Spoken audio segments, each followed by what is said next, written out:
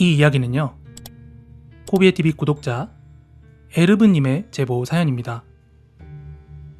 이건 제가 고등학교 2학년 때 수련회 가서 들은 이야기입니다. 보통 수련회 가면 첫날 밤에는 뒤숭숭해서 잠이 잘 안 오잖아요. 그래서 애들끼리 모여가지고 귀신 이야기 하자 하면서 모여서 이야기를 하는데, 그 중에 한 명이, 이제 친구 중 한 명이 꿈에서 낯선 사람이 밥을 달라고 하면 절대로 주면 안 된다고 하더라고요. 꿈속에서의 밥은 생명을 상징하는 것이라서 가족이 위험해지거나 다칠 수 있다고 하더라고요. 그때 해줬던 이야기예요. 5살짜리 어린 아들을 둔 애기 엄마가 꿈을 하나 꾸었다고 합니다. 옛날 집들은 큰 대문이 있고 안에 들어오면 이렇게 개별적으로 작은 대문이 있는 그런 집들이 있었거든요. 그래서 작은 대문이 있는 집에서 새빵살이를 하고 있었어요. 그런데 꿈속에 그 집에서 어떤 꼬마가 하나 나왔대요. 꿈속에 나온 꼬마는 자기 아들과 똑같은 5살짜리 정도로 보이는데, 때가 꼬질꼬질하고 배가 고픈 건지 집집마다 돌아다니면서 밥구걸을 하고 다니고 있더래요.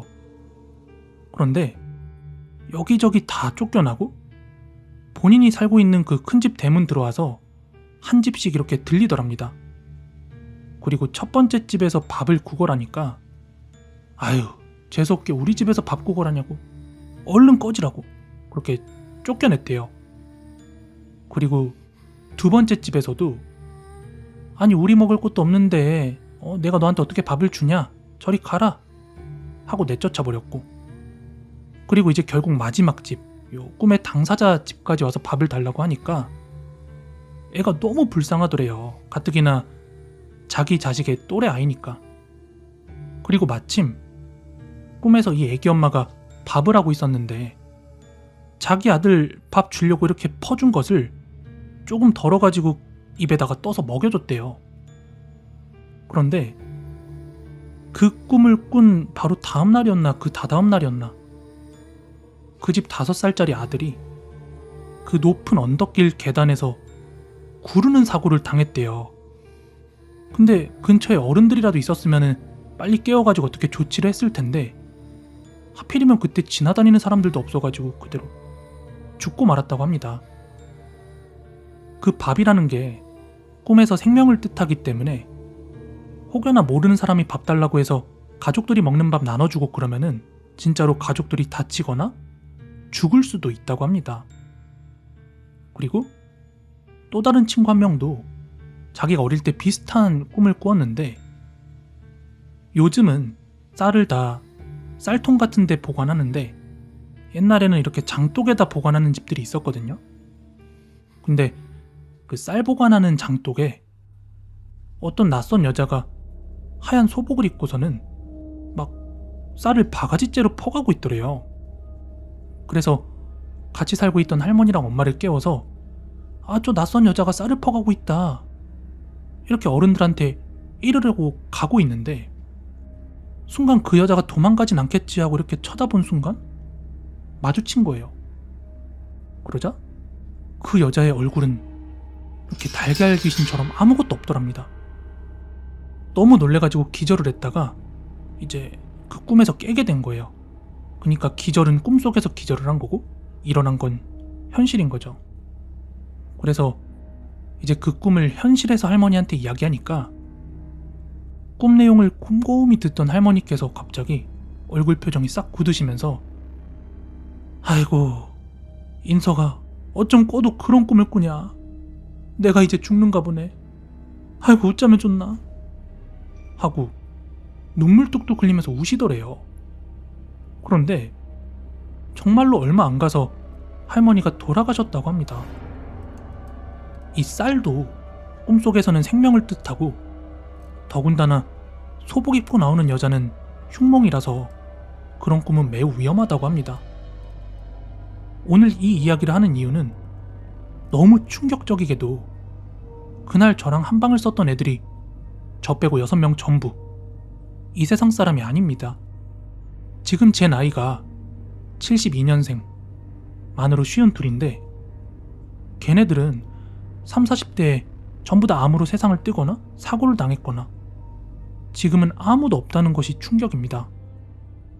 그리고 이제 이 두 번째 이야기도 꿈에 관한 이야기인데요. 중환자실에 있던 환자가 깔끔하게 나아서 건강한 모습으로 집에 돌아오거나 사람 만나러 찾아오는 꿈도 흉몽이라는 거 알고 계시나요?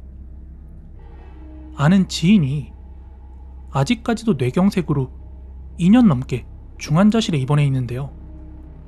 그분은 저한테 와이어 공예 그리고 비즈 공예 가르쳐주신 공예쌤이었어요.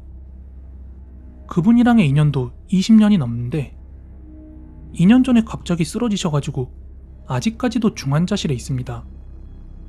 그런데 이분이 몇 달 전에 꿈속에서 아주 건강하게 당시 제가 하고 있는 프리마켓에 찾아왔어요. 이 꿈속 배경은 정릉사동, 북한산에 있는 산책로여서 찾아오기가 쉽지 않을 거리였을 거거든요. 근데 표정도 너무 밝고 매우 건강해 보여가지고 아니 강사님 병원에서 언제 퇴원하셨어요? 그러자 강사님이 저한테 아니 누구씨 보러 왔지 장사 잘 돼? 지금 나 완전히 나았어. 나 이제 병실 안 돌아가. 저는 순간 놀래가지고 네? 진짜요? 하면서 너무 반가운 마음에 이것저것 이야기를 나누고 있었어요. 그러던 중에 강사님이 갑자기 한참 얘기를 잘 하시다가 잠시만 이러면서 막 쓰러지시려고 해가지고 제가 구급차를 부르려고 하던 차에 순간 이분 얼굴이 막 일그러지면서 이렇게 막 뭔가 모자이크처럼 깨지는 거예요. 그리고 갑자기 사라지셨습니다. 그와 동시에 이제 저도 꿈이 확 깼는데 아무리 생각해도 뇌질환 환자는 깨어나도 반신불수가 되거나 말도 어눌해져서 표정도 절대로 건강할 수가 없을 텐데 제가 그 꿈이 못내 신경 쓰여서 혹시나 해서 연락을 취해봤거든요. 그런데 현재 상태가 많이 나빠져서 큰 수술에 들어가셔가지고 의식이 없는 상태라고 하셨어요. 다행히도 돌아가신 것은 아니었지만 아직까지도 가망이 없다고 합니다. 심지어 오랫동안 중환자실에 있다가 돌아가신 가족분 두신 다른 지인들이 있거든요. 그런 분들도 비슷한 꿈을 꾸었대요. 중환자가 벌떡 일어나서 환자복을 접고 사복을 입으면서 나 이제 집으로 가야겠다 하며 짐 정리를 하거나 가방을 챙기거나 또 아예 집으로 건강한 모습으로 돌아오는 꿈은 거의 대부분이 돌아가실 꿈이라고 합니다. 생각해보면 빨리 쾌차해서 집으로 돌아오고 싶은 환자의 마음과 보호자의 마음이 동시에 꿈으로 나타나는 것 같습니다. 병원에서 죽을 망정 꼭 집으로 돌아가고 싶다는 열망이 꿈으로 나타나는 것 같아요.